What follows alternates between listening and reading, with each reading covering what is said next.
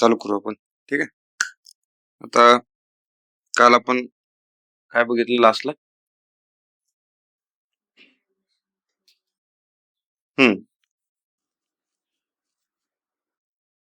Zero voltage regulation. ठीक आहे. तर बघा, आज आपण बघूया पुढं जे मीडियम ट्रान्समिशन लाईन आपण बघितली. Medium transmission line.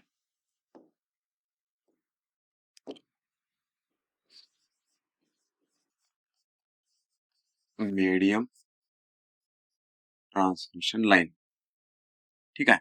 याच्यात आपण काय बघितलं? Sending end capacitor model, receiving end capacitor model. आता समजा पहिला आकडा आपण बघू की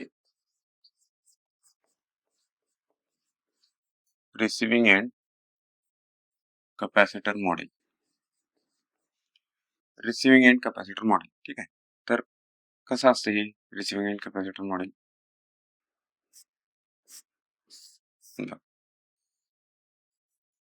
झेड आणि इथं हा कॅपॅसिटर दाखवतो आपण पॅरलल, पण तो आपण वाय ने दाखवतो. ओके.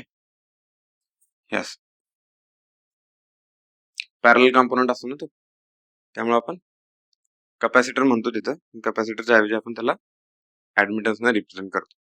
ठीक आहे. मग इथं काय असणार आहे? हे व्हीएस. इथं काय असणार आहे? हे आय एस. इथं बघा काय असणार आहे? V R. इथं काय असणार आहे? हे आय आर. ओके. आता आपण ह्याचे एबीसीडी पॅरामीटर्स आपल्याला पाहिजे.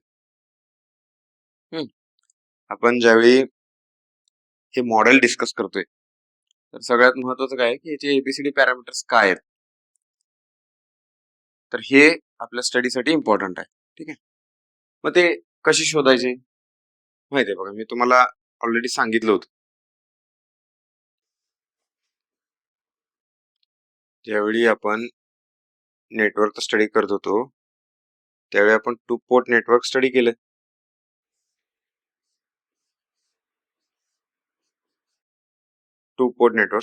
बरोबर.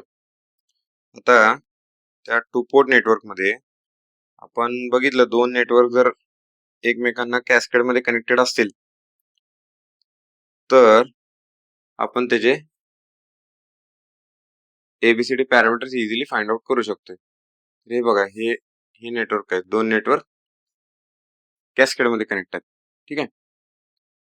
मग याचे एबीसीडी पॅरामीटर्स काढता येतात मला. याचे पण एबीसीडी पॅरामीटर्स काढता येतात. 2 कॅस्केड मध्ये कनेक्ट आहेत, दोघांचं मल्टिप्लिकेशन. ठीक आहे. काय येणार बघा, VS I S is equal to, याचे काय येणार एबीसीडी पॅरामीटर्स? 1 झेड 0 1. ठीक आहे. आणि याचे एबीसीडी पॅरामीटर्स काय येणार? 1 0 y 1. ओके. आणि इथं व्ही आर आय आर. हे तुम्ही सॉल्व्ह केलं तर तुम्हाला उत्तर मिळून जाईल. ह्या रिसिव्हिंग एंड कॅपॅसिटर मॉडेलचे तुम्हाला एबीसीडी पॅरामीटर्स मिळतील. बघा मग काय ना, 1 × 1 प्लस y × z. ठीक आहे. त्यानंतर 1 × 1 1 × 0 0 0 प्लस z. त्यानंतर काय येणार? 0 × 1 0. आणि इथं काय येणार? 0 प्लस y. आणि इथं बघा काय येणार? 0 प्लस 1. ओके.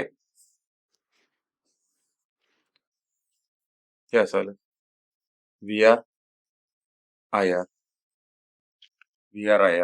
आणि हे काय? V S I S. Okay. मग हे बघा काय आलं? 1 प्लस वाय झेड वाय आणि 1 याचे एबीसीडी पॅरामीटर्स आले. हे याचे एबीसीडी पॅरामीटर्स आले, व्ही आर आणि आय आर. ओके, आता ह्याच्यावरून आपण सांगायचं की हे सिमेट्रिकल आहेत का रेसिप्रोकल आहेत. काय बघा, सांगू शकताय सिमेट्रिकलला काय? रेसिप्रोकल. सिमेट्रिकल आहे का? नाही. Yes, correct. म्हणजे ह्याच्यावरून काय लक्षात आलं मला, A not equal to D, network not symmetrical, not symmetrical, network not symmetrical. पण जर बघितलं AD minus BC is equal to 1 येते, तर काय म्हणणार मी, network is reciprocal.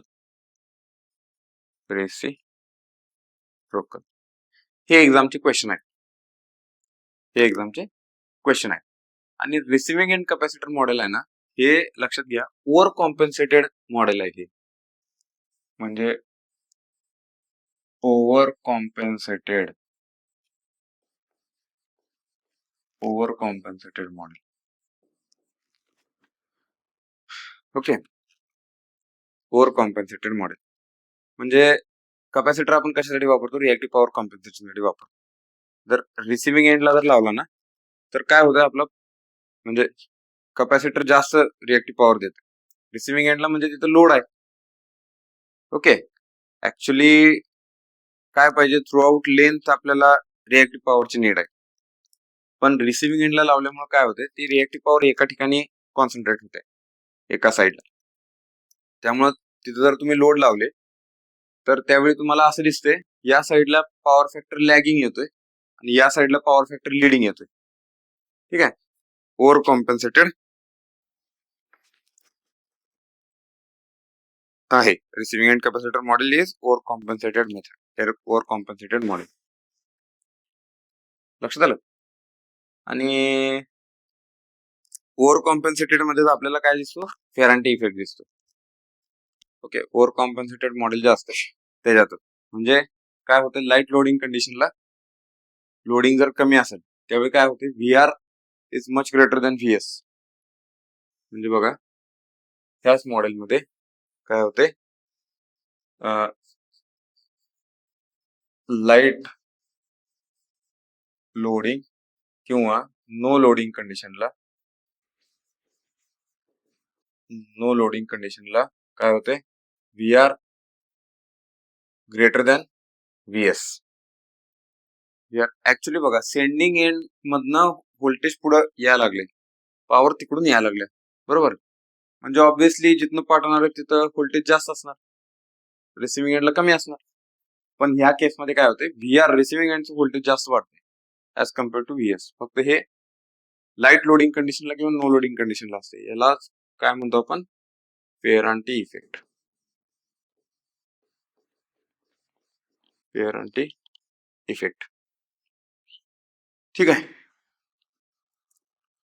Power system मध्ये ह्या प्रॉब्लेमला आपल्याला फार इफेक्टिव्हली डील करायला लागते. मग काय असतं तिथं, फेरांटी इफेक्ट डील करायला तिथं शंट रिएक्टर असतात. ओके, त्यावेळी म्हणजे तुम्हाला मी डील करायची मेथड सांगायला लागलोय. त्यावेळी फेरांटी इफेक्ट येईल त्यावेळी काय होतंय, तिथं याच्या पॅरलला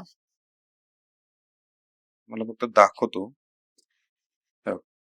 तिथं असे रिएक्टर असतात, स्विचिंग रिएक्टर. मग ज्यावेळी व्होल्टेज वाढतं ना त्यावेळी रिएक्टर ऑन करतात. ओके, आणि हे असे स्टेज मध्ये असतात, असे स्टेज मध्ये असतात. मग रिएक्टर थोडे थोडे स्विच ऑन करत गेलं तर जे वाढलेलं व्होल्टेज ना ते कमी कमी कमी कमी होत येते. मग आपल्याला जेवढं पाहिजे तिथपर्यंत आलं की पुढचे स्विच ऑन करणं बंद करतात. हे असं असतं. ठीक आहे, रिएक्टर फेरांटी इफेक्ट इलिमिनेट करायला काय करतो आपण, रिएक्टर मग शंट मध्ये लावतो तिथं. ओके, शंट मध्ये लावतो, लक्षात घ्या. पॅरल मध्ये लावतो लाईनला, सिरीज मध्ये नाही लावतो.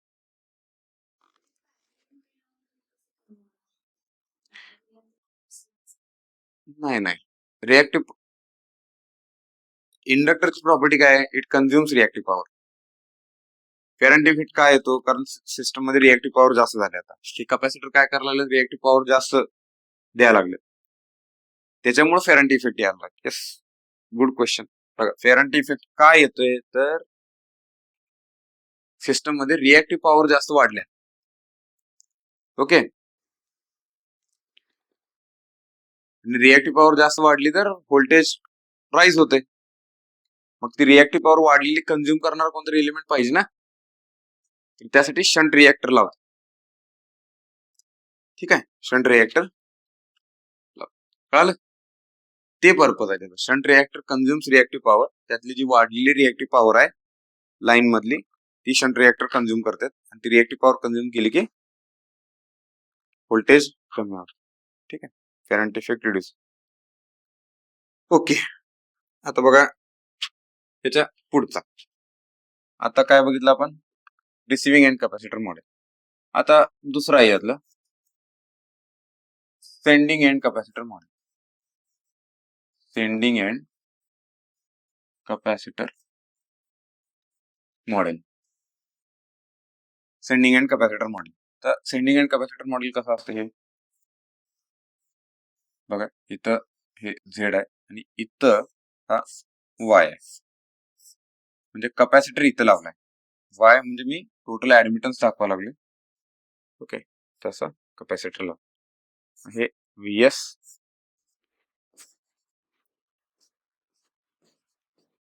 IS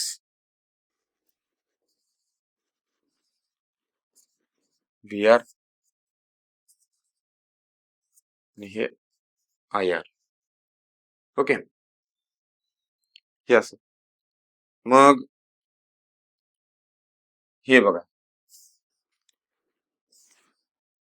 हे पण आपण तसंच करू शकतो. दोन नेटवर्क आहेत, ते दोन नेटवर्क काय केलेत आपण? कॅस्केड मध्ये कनेक्ट केले. नाही, सिरीज नाही, कॅस्केड. मगाशी मी सिरीज मध्ये म्हणलो काय? कॅस्केड. हा,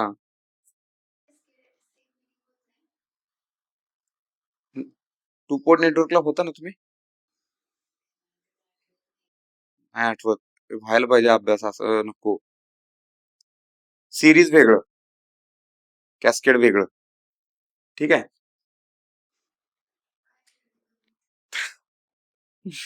काय फरक आहे दोन्ही? ओके,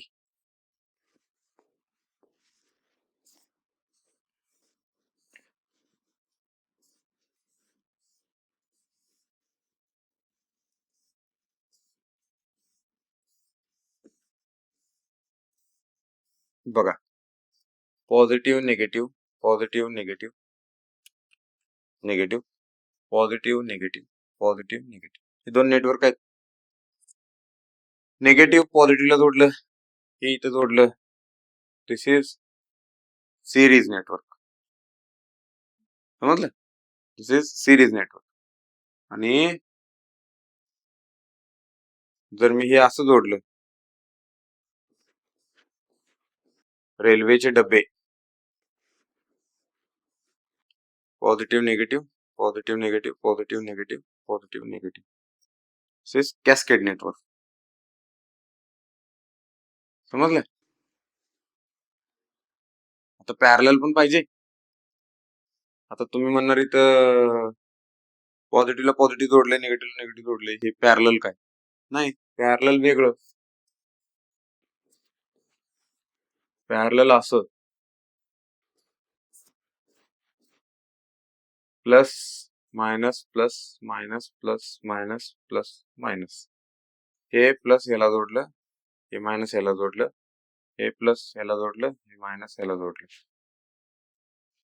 हे पॅरलल. बरोबर आहे ना? ठीक आहे.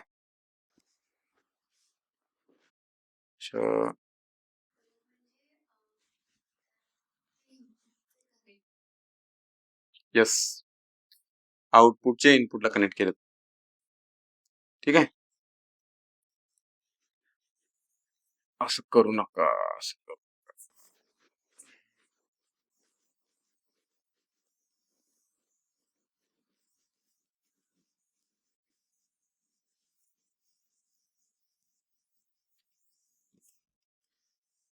ओके, तर हे असे दोन नेटवर्क कॅस्केड मध्ये कनेक्टेड आहेत. मग काय लिहिणार बघा मी इथं, VS IS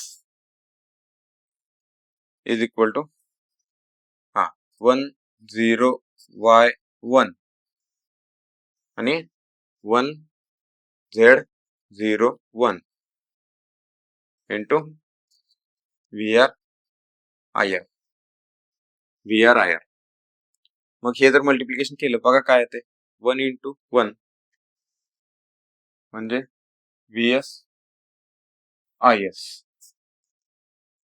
काय येणार, 1 प्लस 0, त्यानंतर 1 into Z, 0 into 1, Z plus 0, त्यानंतर बघा इथं Y इंटू 1 आणि 1 इंटू 0, 0, Y प्लस 0 आणि Y into Z, 1 into 1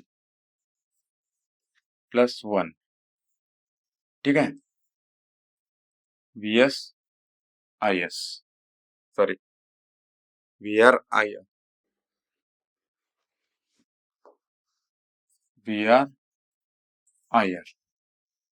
okay. मग हे काय आलं बघा, VS IS is equal to 1ZYZ plus 1. Okay, हे काय झालं, VRIR.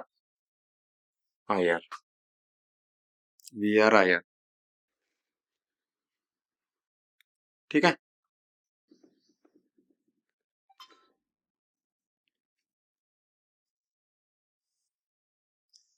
VRIR.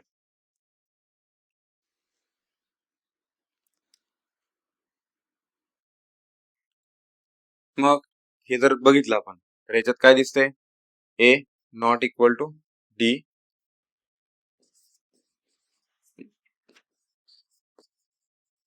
नॉन सिमेट्रिकल आणि AD minus BC is equal to 1. तर याला आपण काय म्हणतो, रेसिप्रोकल. ठीक आहे. तर हे आहे. आणि जे सेंडिंग एंड कॅपॅसिटर मॉडेल असते ते काय असतं, अनकॉम्पेन्सेटेड मॉडेल असतं. ओके, दिस इज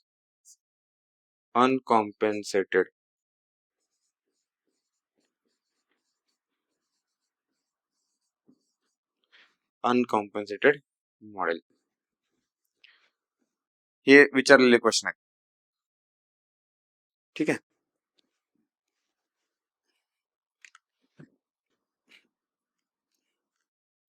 ओके, आता बघा हे झालं. तुम्हाला हे ABCD पॅरामीटर्स लक्षात ठेवायचे. तर लक्षात ठेवायला जरी जमलं नाही तरी कॅल्क्युलेट कशी करायची बघा, सोपं आहे. मला 15-20 सेकंद लागणार कॅल्क्युलेट करायला. हे जर लक्षात ठेवलं असं, हे लक्षातच आहे तुम्हाला. तर हे Y जर 2 पोर्ट नेटवर्क मध्ये जर असं दाखवलं असेल, ओके, शंट ब्रांच दाखवली असेल तर त्याचे ABCD पॅरामीटर्स असे येतात.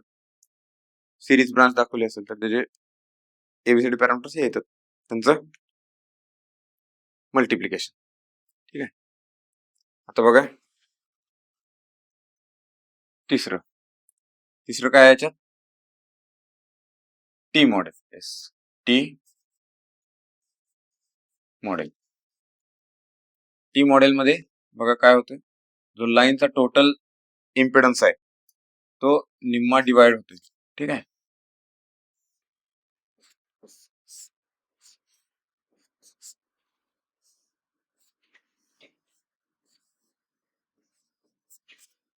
निम्मा डिवाइड होतोय. ओके,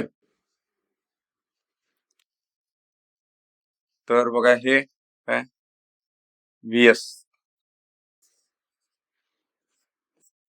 हे IS आणि हे VR आणि हे आहे आय आर. ओके, आता हे पण तुम्ही तसंच सॉल्व्ह करायचं आणि याच्यात 3 दिलेले आहेत. ओके, याच्यात 3 दिलेले आहेत, त्याच्या सेमच मेथड.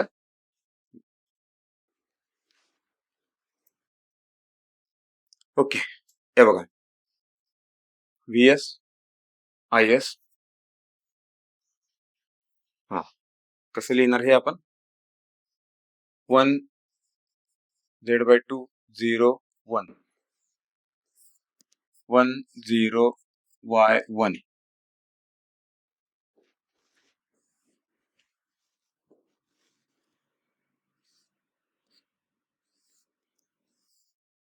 आणि 1 Z/2 0 1. ओके, आणि इथं काय असणार? VR IR, VR IR. आता हे जर तुम्ही सॉल्व्ह केलं पूर्ण, तर बघा, VS IS 1 प्लस YZ/2, ठीक आहे, Z 1 plus YZ/4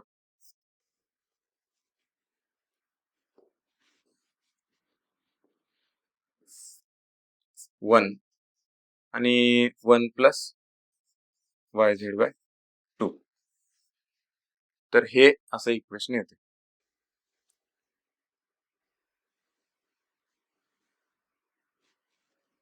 okay,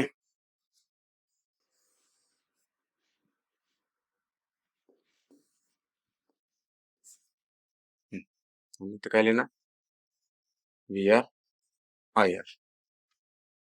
okay, okay, sorry, इथं Y येते, इथं Y 1 plus YZ/2 Z 1 plus YZ/4 आणि 1 plus YZ/2 1 plus YZ/2 1 plus YZ/2. Okay, हे बघा, हे इक्वेशन येते. आता यामध्ये काय दिसतं तुम्हाला? बघा, A is equal to D. आता जरी समजा तुम्ही मध्ये मिरर ठेवला एक, तरी कळतंय आपल्याला सिमेट्रिकल आहे ते. तरी इथं लक्षात येते A is equal to D symmetrical.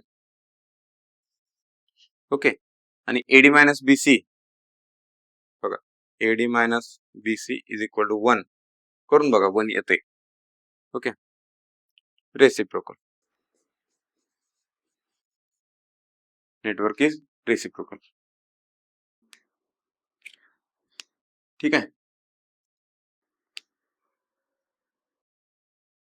तर हे लक्षात ठेवायचं आहे.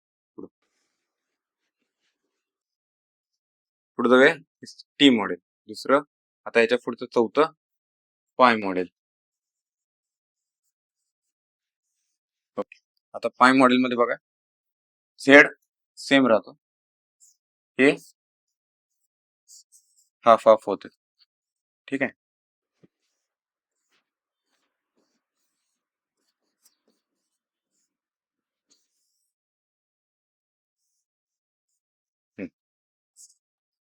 VS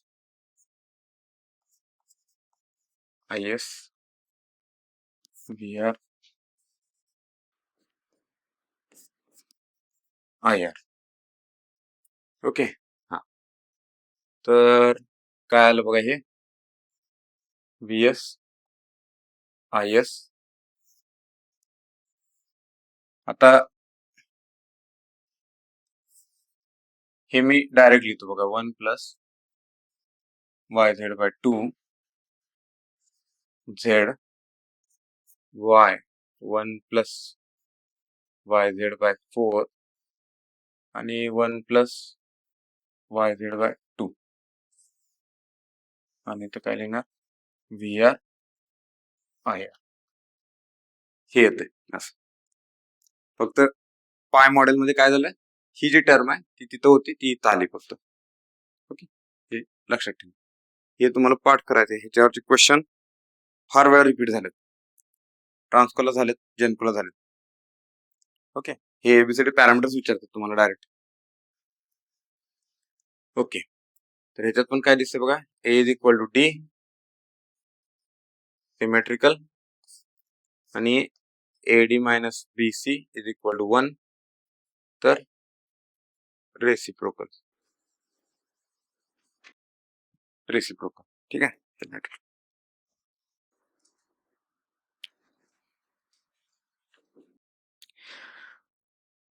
ओके, आता बघा पुढं बघूया आपण.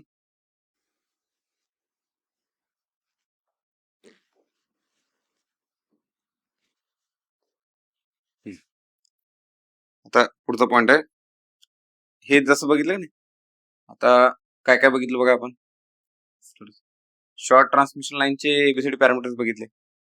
ठीक आहे, मीडियम ट्रान्समिशन लाईनचे चारहीचे एबीसीडी पॅरामीटर्स बघितले. आता लॉंग ट्रान्समिशन लाईन, शॉर्ट बघितले, मीडियम बघितले, आता लॉंग ट्रान्समिशन लाईन.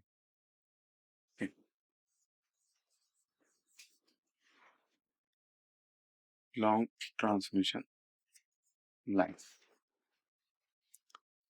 ठीक आहे, बघा लॉंग ट्रान्समिशन लाईन आपण कसे मॉडेल करतो की या पद्धतीने.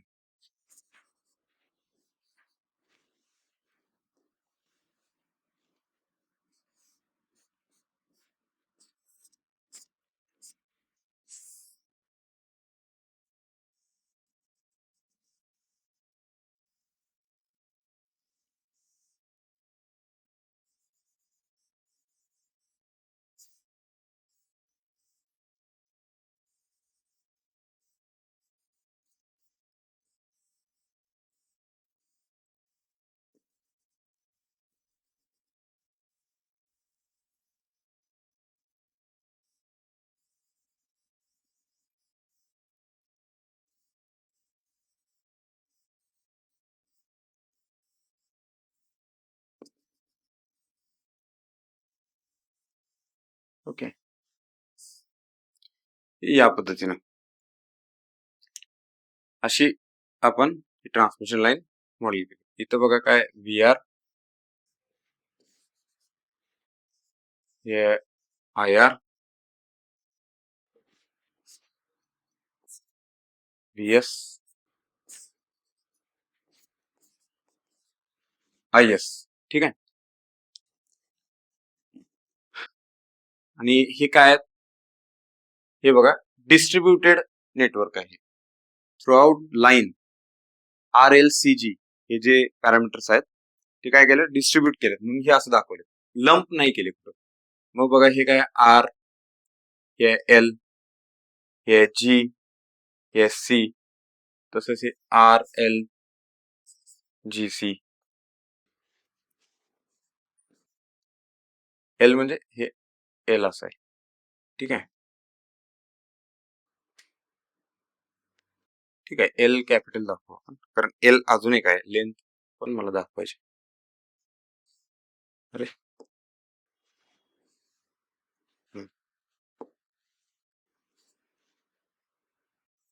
जी आणि सी, हे अशा पद्धतीने. इथं बघा या पॉइंटला मी काय घेतो, एक्स इज इक्वल टू 0 असं म्हणून, आणि ही पूर्ण लेंथ आहे. ओके, आणि या पॉइंटला मी काय म्हणतो, X is equal to L, आणि ही त्याची लेंथ आहे, ही आपण लेंथ कन्सिडर केली. ओके, टोटल लेंथ तिथं आपल्याला अनालिसिस करायचंय ती. ओके, बघा आता आपण रिसिव्हिंग एंड पासून सेंडिंग एंड पर्यंत चाललोय. सपोज मला at some length X, at some length X general असं म्हटलं मी, हे एक्स व्हेरिएबल आहे ना, हा थ्रूआउट लेंथ व्हेरिएबल आहे हा. म्हणजे बघा इथं, हा म्हणजे आपण जसं डिफरन्शिएशन मध्ये घेतो, ठीक आहे, स्मॉल इन्फायनाइटसिमल स्मॉल डिस्टन्स, ठीक आहे. त्यानंतर परत इंटिग्रेट करत जातोय. तेच मेथोडॉलॉजी इथं वापरायचे. पहिला स्मॉल डिस्टन्सचं व्होल्टेज काढायचं, ते पुढं एल लेंथ पर्यंत घ्यायचं. मग बघा, ऍट सम लेंथ एक्स मी व्ही एक्स काय लिहितो, V X is equal to cos H gamma L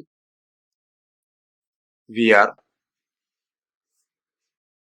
आता हे इक्वेशन्स येतात, हे डायरेक्ट कन्सिडर करायचे equation. Cos H gamma L into V R plus Z C into sine h gamma L into I R. तसंच I X काय लिहिणार मी, 1/ZC sine h gamma L into V R plus cos H gamma L into I R. हे equations लिहिले त्याचे. Okay, आता इथं बघा, गॅमा म्हणजे काय, gamma is propagation constant. Okay, मी तुम्हाला पुढे एक्सप्लेन करणार. आता सध्या ह्या वेळेला असं लक्षात घ्या की तो एक कॉन्स्टंट आहे. जस्ट प्रोपेगेशन कॉन्स्टंट म्हणजे काय हे सांगतो तुम्हाला पुढे. पण एक तो कॉन्स्टंट आहे यामध्ये, आणि त्यामुळे हे असे इक्वेशन मांडले. तर हे इक्वेशन पण जे आहे ना, एबीसीडी पॅरामीटर्स मधलं किंवा व्हीएक्स आणि आय एक्स लिहिलेले इक्वेशन, हे पण डायरेक्ट एक्सेप्ट करायचे. ओके,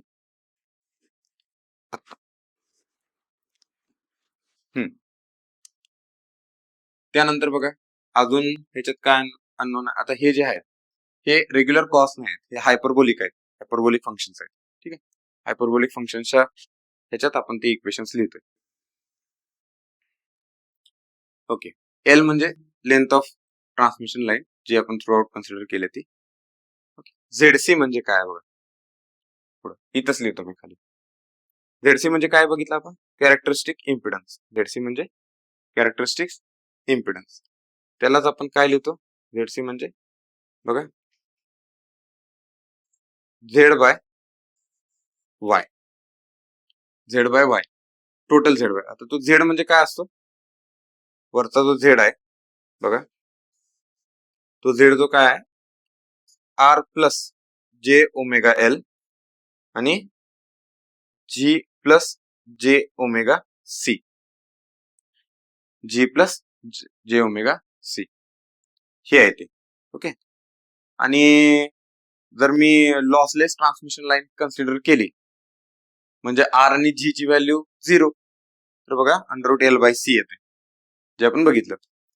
झेडसी ची व्हॅल्यू, कॅरेक्टरिस्टिक इम्पिडन्सची व्हॅल्यू L/C आहे ना, ती फॉर लॉसलेस ट्रान्समिशन लाईन आहे. ओके, हा हे लक्षात ठेवा. झेडसी आपण जनरली लिहिताना Z/Y असं लिहितो. ओके, हा मग बघा पुढं इथपर्यंत कळालं तुम्हाला. आता हे जर इक्वेशन आपण असं म्हणलं, let consider X is equal to L, म्हणजे एक्स जे आहे व्हीएक्स जे लिहिलेलं व्होल्टेज आहे मी, ते मला थ्रू आउट लेंथ ट्रान्समिशन लाईनच्या एक्स्ट्रीम एंडला जर कन्सिडर करायचं असेल, तर X is equal to L च्या वेळी इथं काय येते, व्हीएस आहे. मग मी व्हीएक्स कशाने रिप्लेस करू शकतोय, व्हीएक्स कशाने रिप्लेस करू शकतोय, व्हीएस ना. ठीक आहे, व्हीएस म्हणू शकतो व्हीएक्सच्या जागी. ओके, हा अजून बघा इथे एक गोष्ट काय झाली, आपण एक्स लेंथवर कन्सिडर केलं ना, एक्स लेंथवर कन्सिडर केलं, तर इथं हे एक्स घ्या, हे एक्स, हे एक्स, हे एक्स, हे एक्स. ओके, हे एक्स आहे. आणि नंतर आपण काय म्हणूया, at X is equal to L, X is equal to L Vx is equal to Vs and Ix is equal to Is. Okay, मग बघा इक्वेशन काय येते ते Vs is equal to cos h gamma L Vr plus Zc sin h gamma L. आता काय झालं sin h gamma L. Okay, काय येणार IR आणि IS is equal to 1 upon Zc sin h gamma L Vr plus cos h gamma L IR. Okay, cos h gamma L IR. हे लक्षात आलं. मग काय दिसलं बघा आपल्याला ह्याच्यात Vs Is हे जर लिहिलं मी तर ही इक्वेशन काय लिहिलं मी cos h gamma L Zc sin h gamma L 1 upon Zc sin h gamma L आणि cos h gamma L हे मला ABCD पॅरामीटर्स मिळाले Vr IR. आता एवढ्या ह्याच्यात आपण इक्वेशन सॉल्व्ह करू शकतो का नाही. आता cos हायपरबोलिक फंक्शन आणि sin हायपरबोलिक फंक्शनचे पण फॉर्म्युले आहेत. पुढे बघा as we know that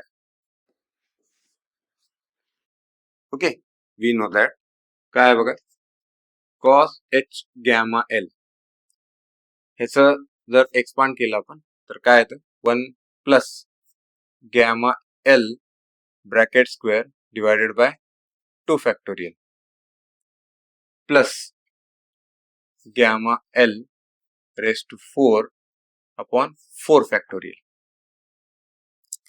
okay, हे येतं असं आणि साइन h. मग ठीक आहे, आता हे जर असं इक्वेशन येत असेल त्याचं ओके, ही सिरीज मिळत असेल आपल्याला cos h gamma L ची या पद्धतीने तर आपण बघा अप्रॉक्सिमेट आता जसं डिनॉमिनेटर वाढत जाते ना तसं ह्याची व्हॅल्यू कमी होत जाते. ऑलरेडी गॅमा एल ची व्हॅल्यू फार कमी आहे. ठीक आहे, प्रोपगेशन कॉन्स्टंटची व्हॅल्यू कमी आहे, एल ची व्हॅल्यू कमी आहे आणि डिवायडेड बाय जर आपण एखादी व्हॅल्यू इन्क्रीजिंग मॅनर मध्ये वाढत असेल तर ही नेट व्हॅल्यू कमी होत्या. ठीक आहे, नेट व्हॅल्यू कमी होते. मग आपण काय करतो अप्रॉक्सिमेट व्हॅल्यू काय घेतो बघा याची approximate value cos h gamma L ह्याला घेतो 1 plus gamma L bracket square divided by 2 factorial ठीक आहे, हे लक्षात आलं.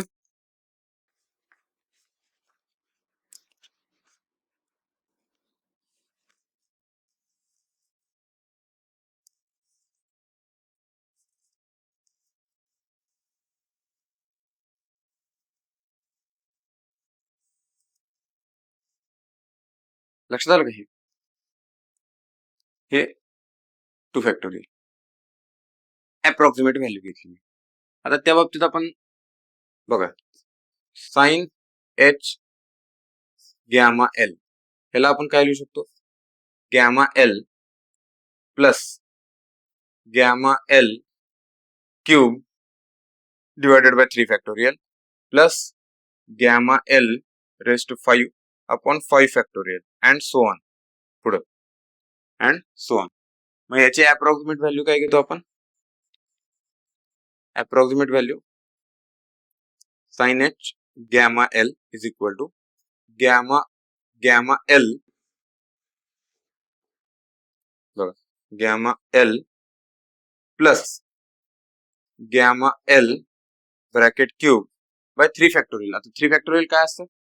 3 × 2 × 1 फॅक्टोरियल म्हणजे काय असतं? 3 × 2 × 1 म्हणजे हे काय आलं? 6. हे आलं 6. ठीक आहे. मग ह्याला आपण कसं लिहितो बघा, gamma L 1 plus gamma L bracket square divided by 6 divided by 6 हे झालं sine H gamma L.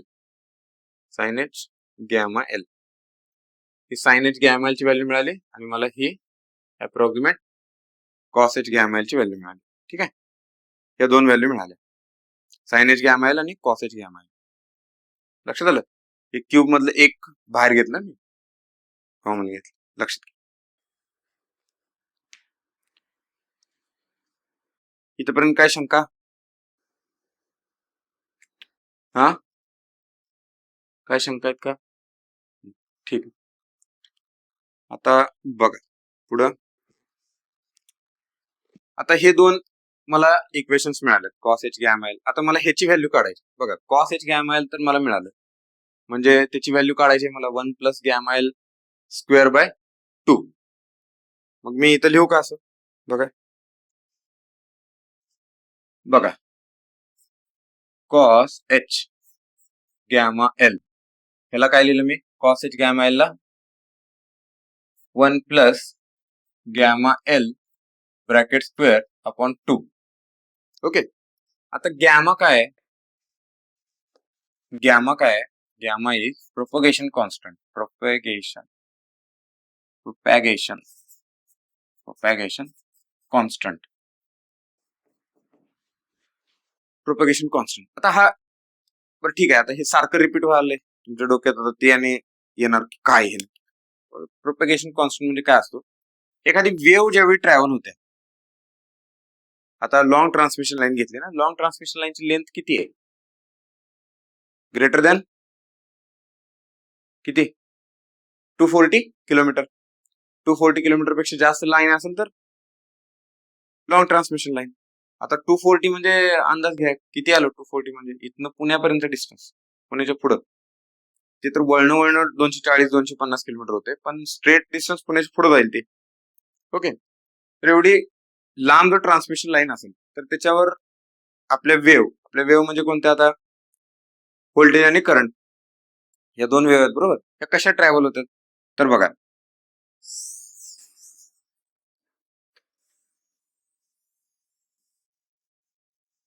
Okay, या अशा वेव्ह ट्रॅव्हल होतात. म्हणजे जर समजा आपण जसं लेंथ वाढवत जाऊ तसं काय होतंय? कुठलीही घ्या, करंटची वेव्ह घ्या, ही करंटची वेव्ह आहे. तर करंटच्या वेव्हचं जर तुम्ही बघितलं, ही जी टोटल ही वेव्हलेंथ म्हणायची, ही वेव्हलेंथ. तर बघा काय होतं, वेव्हलेंथ वाढत जाते. म्हणजे ही वेव्ह पहिला कमी होतं ह्यातलं डिस्टन्स, इथं बघा वाढत गेले, इथं कमी दिसतंय, इथं वाढत गेले, परत इथं वाढत गेले, परत इथनं इथपर्यंत बघा, इथनं इथपर्यंत बघा, अजून वाढत गेले. ठीक आहे. इथनं इथपर्यंत बघा, अजून वाढत गेले, इथनं इथपर्यंत बघा, अजून वाढत गेले, इथनं इथपर्यंत बघा, अजून वाढत गेले. जर जसं वेव्ह पुढे पुढे जात आहे तसं तसं डिस्टन्स वाढायला लागले. दुसरी गोष्ट, मॅग्नेट्यूड पण कमी व्हायला लागले ना. बघा, मॅग्नेट्यूड पण कमी कमी व्हायला लागले. ठीक आहे. तर थ्रू आउट लेंथ त्याची मॅग्नेट्यूड आणि त्याची वेव्हलेंथ किंवा त्याचं फेज शिफ्ट किती पटीने चेंज होते, कोणत्या फॅक्टरने चेंज होते, दॅट इज प्रोपॅगेशन कॉन्स्टंट.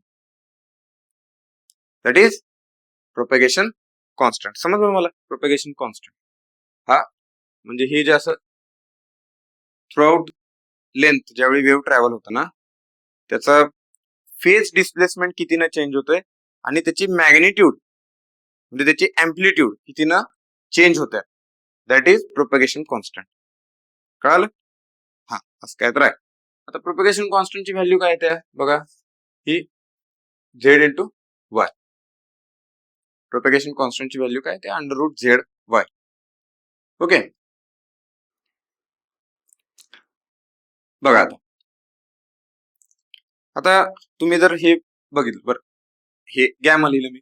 आता बघा, ही गॅमाची व्हॅल्यू आहे under root Z Y, small Z into Y. आता वर बघितलं तिथं, तर इथं काय आहे बघा, काय हे गॅमा एल स्क्वेअर. ओके, म्हणजे काय लिहिलं मी, under root Z Y square L square. बरोबर. मग हे काय झालं, झेड वाय एल स्क्वेअर. मग झेड इंटू एल आणि वाय इंटू एल असं लिहिलं मी. तर ह्याला लिहिलं कॅपिटल झेड आणि याला लिहिलं कॅपिटल वाय. कारण तो स्मॉल झेड आणि स्मॉल वाय काय आहेत हे जर तुम्ही बघितलं,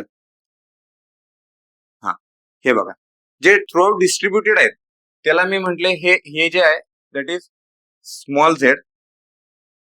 बघा, हे स्मॉल झेड आणि हे आहे स्मॉल वाय. ओके, आणि जर मी याला एल न मल्टिप्लाय केलं तर थ्रू आउट लाईनचा मला इम्पिडन्स मिळाला आणि टोटल मला ऍडमिटन्स मिळाला. ठीक आहे, म्हणून मी तिथं काय लिहिलं बघा, हे capital Z into Y, capital Z into. आता तसंच आपण काय लिहूया बघा,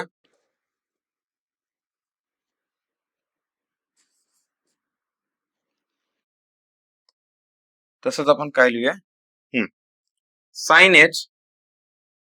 एच गॅमा एल बद्दल लिहू, साइन एच गॅमा एल बद्दल.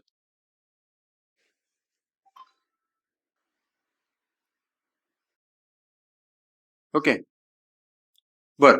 आता हे गॅमा एल बद्दल लिहिलं मी, तर total cos H gamma L काय झालं बघा, ह्याच्यावरून त्या सगळ्यावरून कॉस एच गॅमा एल काय झालं आता, 1 plus capital Z capital y by 2. समजलं हे. त्यानंतर आपल्याला काय बघायचंय पुढं, येस, हे बघायचं sine H gamma L. Sine H gamma L बद्दल काय लिहिलं मी, गॅमा एल कॉमन घेतलं, 1 plus gamma L square by 6. मग त्याचा निकाल लावू बघा, gamma L 1 plus gamma L square by 6. Okay, हा, gamma L square by 6. Okay, आता साइन एच ला एक झेडसी न पण मल्टिप्लाय केले. ठीक आहे, साइन एच 2 आहेत बघितले तुम्ही इथं, हे बघा, एक इथं झेडसी साइन एच गॅमा एल आणि इथं 1/झेडसी साइन एच गॅमा एल. ठीक आहे, मग पहिला एक बघू त्यातला, हा बघूया झेडसी. मग हा काय येणार, इथं लिहिला मी झेडसी. झेडसी मी मग अशी काय लिहिलं होतं बघा, कुठं तर लिहिलं मी इथं लिहिलं झेडसी झेड बाय वाय. हे actually small Z by Y आहे बरं का, म्हणजे ते मला झेडची सवय आहे ती तशी लिहायची. झेडसी काय आहे तो झेड बाय वाय. मग बघा, हा झेड बाय वाय, गॅमा म्हणजे काय, अंडर रूट झेड वाय, हे काय एल. ओके, आणि 1 प्लस, आता गॅमा एल स्क्वेअर ची व्हॅल्यू काढली मी, कॅपिटल वाय झेड बाय 6. आता ह्याचा निकाल लावूया आपण, काय येतं बघा, आता इथं अंडर रूट वाय हे वाय आहे, हे कॅन्सल झालं. बरोबर, अंडर रूट झेड आहे, ते काय आलं झेड एल, आणि झेड इंटू एल काय येते बघा, झेड इंटू एल म्हणजे कॅपिटल झेड. येस, तर ह्याचा आन्सर काय आलं, capital Z 1 plus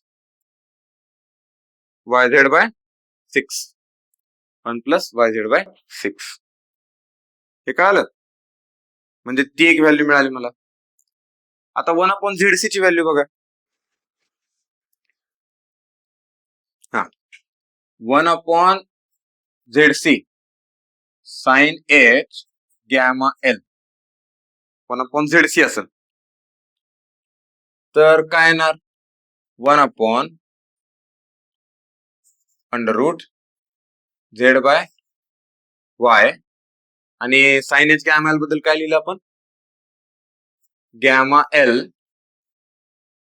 1 plus gamma L square by 6 okay हा आता हे बघा काय येते मग ह्याला मी असं लिहू का under root Y upon Z into हा Z Y into L into 1 plus Y Z by 6 आता ह्याचं काय येते बघा हे झेडला झेड गेलं वाय राहिलं Y small Y into L म्हणजे कॅपिटल वाय आणि 1 प्लस वाय झेड बाय 6 आणि हे काय आलं 1 upon Z C sine H gamma L okay sine H gamma L लक्षात आलं हे आता या सगळ्याला समराइज करू आपण बघा ए बी सी डी काय लिहिले होते याचे cos H gamma L Z C sine H gamma L 1 upon Z C sine H gamma L आणि कॉस एच गॅमा एल ह्याचं काय लिहिलं आपण याच्या जागी कॉस एच गॅमा एल काय आलं बघा 1 प्लस वाय झेड बाय 2 ठीक आहे 1 प्लस वाय झेड बाय 2 ठीक आहे इथं काय आलं Z 1 plus Y Z by 6 इथं आलं Y 1 plus Y Z by 6 आणि 1 plus Y Z by 2 okay हे एबीसीडी पॅरामीटर्स आले हे महत्वाचं याच्यात ठीक आहे आणि तुम्ही जर हे बघितलं हे पूर्ण अनालिसिस केलं तर याच्यात काय दिसतंय A is equal to D म्हणजे सिमेट्रिकल लाईन आपली सिमेट्रिकल आहे आणि eddy minus BC is equal to 1 येतंय म्हणजे आपली लॉंग ट्रान्समिशन लाईन ही रेसिप्रोकल पण आहे रेसिप्रोकल पण आहे ओके रेसिप्रोकल पण आहे हे कळालं इथपर्यंत हे जे एबीसीडी पॅरामीटर्स आहेत या एबीसीडी पॅरामीटर्स वरून एक इम्पॉर्टंट कन्क्लुजन निघते okay conclusion from these above ABCD parameters. Conclusion from these above ABCD parameters. ठीक आहे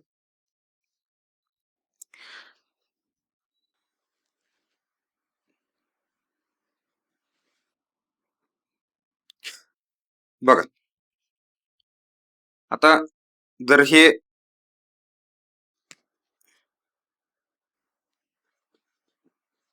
हा एबीसीडी पॅरामीटर सर ह्याचं कन्क्लुजन काढायचं तर बघा ए कसा लिहितो आपण यातला ए कसा लिहितो मॉड ए अँगल अल्फा ठीक आहे त्यानंतर बी कसा लिहितो बी मॉड बी अँगल बीटा सी कसा लिहितो मॉड सी अँगल गॅमा आणि डी कसा लिहितो मॉड डी अँगल डेल्टा ठीक आहे मॉड डी अँगल डेल्टा आता ह्याचं जनरल ऑब्झर्वेशन काय असते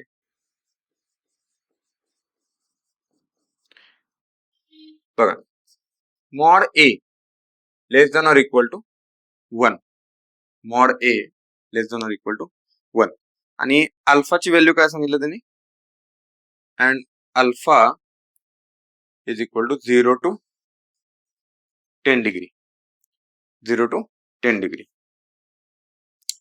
त्यानंतर बघा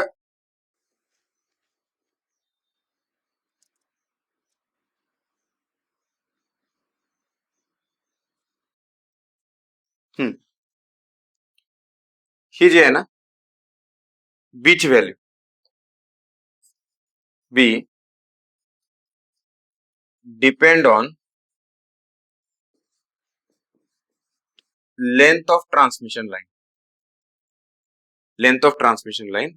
आणि हा जो बीटा अँगल आहे त्याचा, बीटा अँगल हा किती असतो बघा, ह्याची पण व्हॅल्यू दिलेली आहे 60 to 90 डिग्री, 60 to 90 डिग्री. ठीक आहे.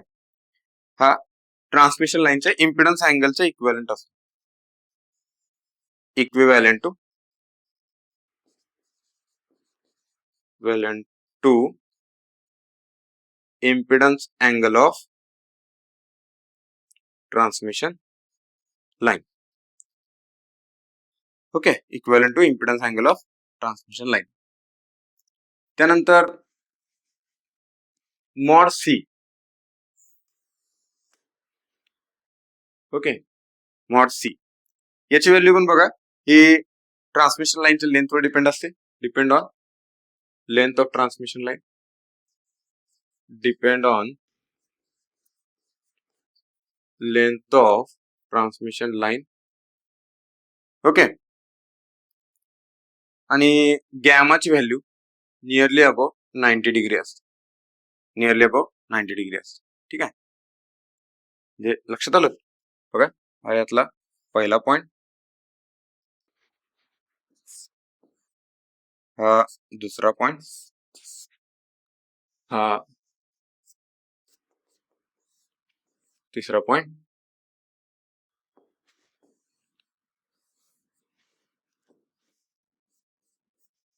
ओके. आणि चौथा पॉइंट मॉड डी. ह्याची पण value less than or equal to 1 असते, less than or equal to 1. And delta जो अँगल आहे हा नियर अबाउट तोच 0 to 10 डिग्री असतो, नियर अबाउट 0 to 10 डिग्री. लक्षात आलं. ह्याच्यावर पण चांगले चांगले क्वेश्चन्स आलेले आहेत ह्या पण पॉइंटवर. आता बघा ह्याच्यातनं अजून एक पॉइंट आपल्याला डिस्कस करायला लागतोय. Suppose as length of transmission line increases. जर ट्रान्समिशन लाईनची लेंथ जर वाढवली, ठीक आहे, तर काय होतं बघा, मॉड ए डिक्रीजेस, अल्फा इन्क्रीजेस. ओके, म्हणजे हे लक्षात ठेवायचं बरं का. हे तुम्हाला ट्रान्समिशन लाईनची लेंथ वाढवल्यानंतर काय होतंय तर हे लक्षात ठेवायचं, हे महत्वाचे पॉइंट. त्यानंतर बघा मॉड बी. आता हे काय depend on length of transmission line, म्हणजे mod B increases but beta almost constant. तसंच मॉड सी इन्क्रीजेस आणि gamma almost constant, almost constant. आणि लास्टचा कोणता आहे, mod D. Mod D decreases आणि डेल्टा इन्क्रीजेस.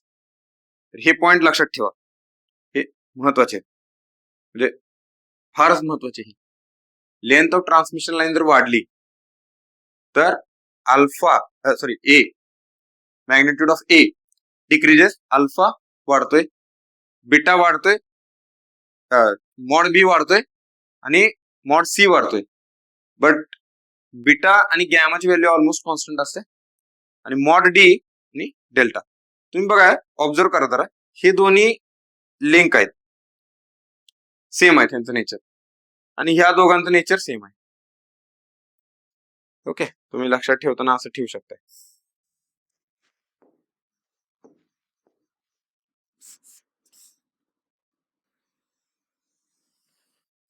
ओके.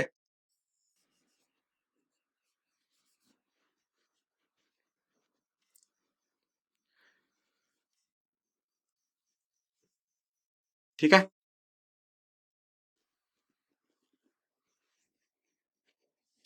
कळालं तुम्हाला हे एवढं? As length of transmission line increases काय होते त्याचे पॉइंट. हे विचारलेले क्वेश्चन आहेत बरं का. हे एक्झामला हे विचारलेले आहेत कॉम्पिटेटिव्ह एक्झामला. हा म्हणजे फोकस्ड पार्ट आहे, लक्षात ठेवा. ओके. तर इथं थांबूया आज आपण. ठीक आहे, कारण पुढचा पॉइंट जरा मोठा आहे, आपण उद्याच्या लेक्चरला बघू. ओके, चल.